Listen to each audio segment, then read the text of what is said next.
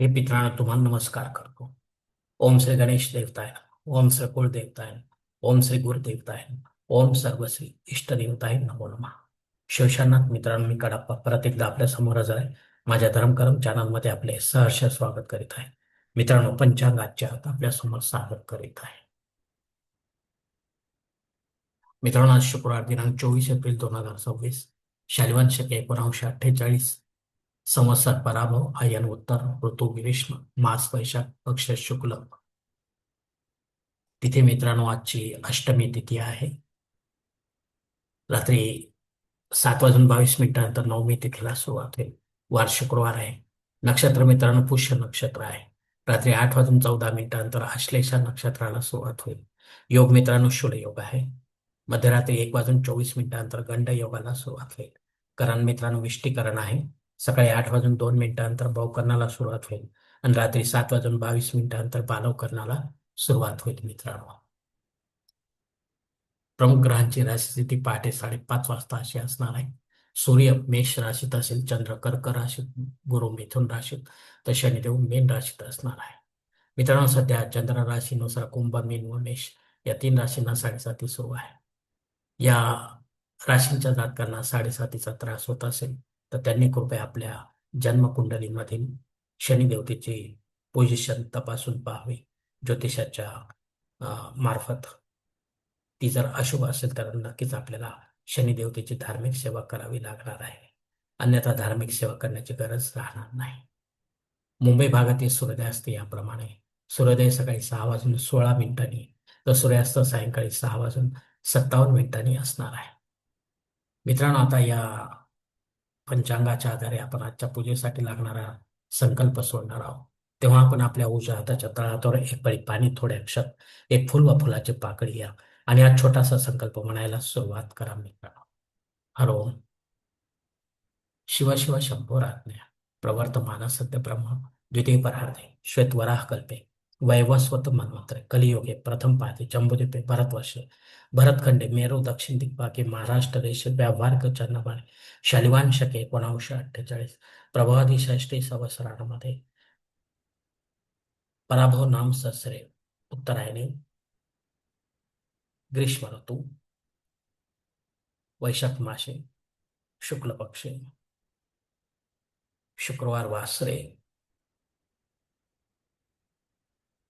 अर्थात भृगु वासरे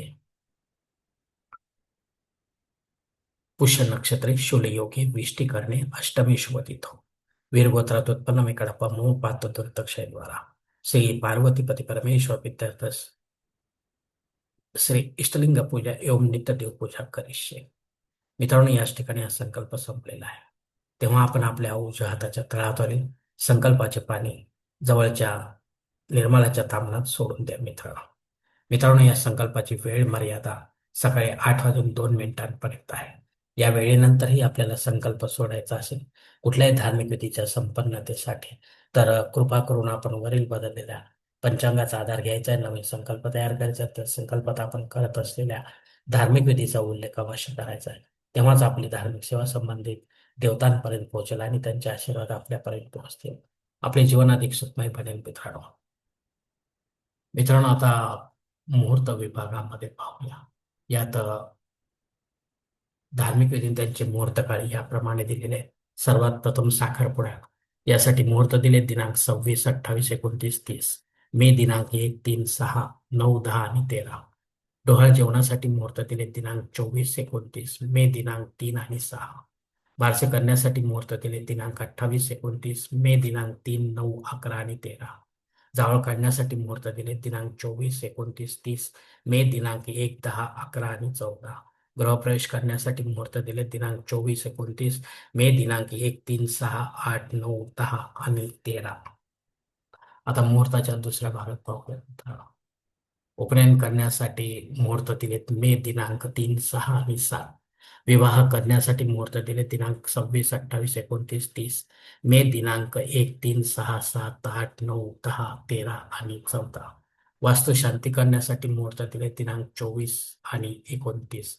मे दिनांक 1, 6, 8, 9, 13 आणि 14. भूमिपूजन तथा पायाभरणीसाठी मुहूर्त एक मऊ आहे.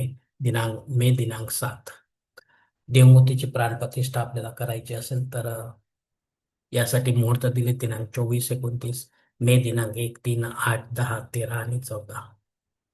मित्रांनो, यामध्ये आपण सर्व देवी देवतांच्या मूर्तीची प्राणप्रतिष्ठा करू शकता. पण गरज असेल तरच करा, अन्यथा करू नका मित्रांनो. कारण दुसऱ्या दिवसापासून या मूर्त्यांवर संबंधित देवतेचा अभिषेक पुढे कंटिन्यू घ्यावा लागतो मित्रांनो, तरच अशा मूर्त्या जागृत राहतात. अन्यथा अशा मूर्ती प्राणप्रतिष्ठा असल्या तरी खंडित मानल्या जातात आणि त्यांचे विसर्जन करावे लागते मित्रांनो. वरील काही मुहूर्तांच्या तारखेत वेळेची मर्यादा देखील असू शकते.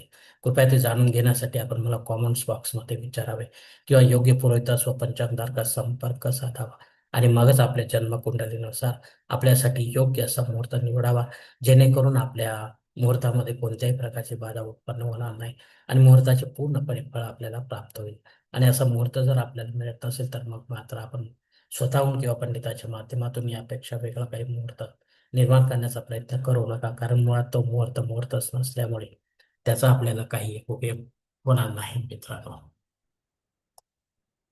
पंचांगातील इतर काही महत्वाची जी माहिती आहे ती आता आपण पाहूया मित्रांनो.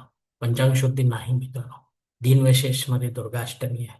यासाठी मला स्वतंत्र शॉर्टमध्ये व्हिडिओ आहे, तो आपण पाहू शकता. महत्वाचे तात्पर्य म्हणजे आपल्या कुलदेवीची सेवा आपल्याला या ठिकाणी करायची. ग्रंथ पारायण, किमान एक मंत्र जप आणि षोडोपचार पूजा करायची आहे देवीची. अन्यथा आपल्याला मंदिराचा आसरा घ्यावा लागणार दुर्गा मातेचा. मित्रांनो, सकाळी 8 वाजून 2 मिनिटांपर्यंत भद्रा योग आहे. या वेळेपर्यंत आपण महत्वाची किंवा विशेष कामे हाती घेऊ नका, अन्यथा आपल्याला त्यात अपयश येण्याची शक्यता राहील. रात्री 7 वाजून 22 मिनिटांपर्यंत दग्ध योग आहे आणि त्यानंतर 20 वाजून 14 मिनिटांनी अर्थात 8 वाजून 14 मिनिटांनंतर मृत्यू योग आहे. तर हे दोन्ही जे योग आहेत हे अशुभ योग आहेत आणि जनन शांतीचे आहेत. तर या काळाच्या दरम्यान जे काही बालक जन्म घेतील त्यांची जनन शांती आपल्याला 12व्या दिवशी त्यांच्या निवासस्थानी करायची आहे विधिवत पंडिताच्या माध्यमातून. अन्यथा आपल्याला पुढे जाऊन मुहूर्त काढावा लागतो आणि पंचांग बदललं की आपण सर्वजण विसरून जातो.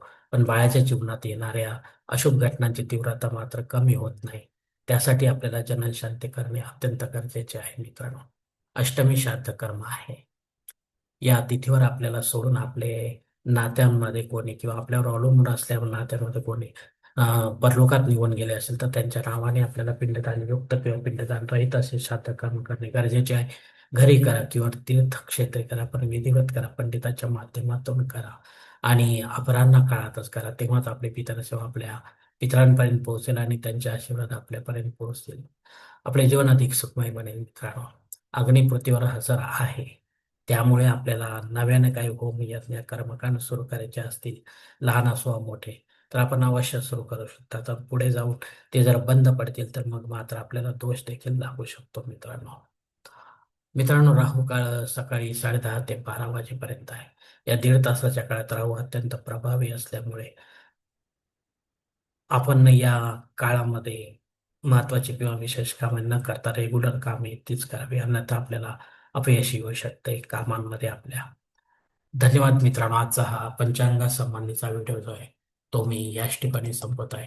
आपण जर माझ्या मताशी सहमत असाल तर कृपया माझे धर्मकरम चॅनल सबस्क्राईब करा, लाईक करा, आपले कुटुंब मित्रपरिवारासह शेअर करा, तसेच कॉमेंट्स बॉक्समध्ये आपले मत अवश्य नोंदवा आणि माझा पुढील व्हिडिओ आपल्यापर्यंत पोहोचण्यासाठी बेल बटन अवश्य दाबा. धन्यवाद मित्रांनो.